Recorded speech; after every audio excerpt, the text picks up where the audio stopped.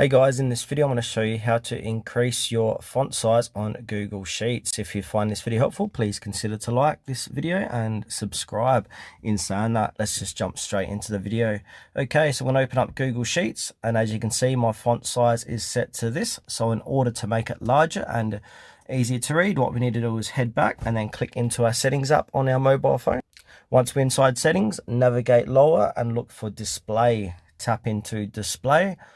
Again, navigate lower inside display and look for font size and style. Click into that, and in font size and style, right down below at the bottom of the page where it says font size, we've got a slider here. We can move this slider left to right. If I move it to the right, as you can see, it's going to make the text size larger.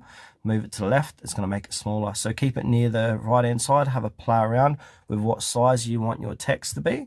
From here, then go back, click into Google Sheets. And as you can see, it's increased my text size to this, and it's going to make it a bit more easier for me to read.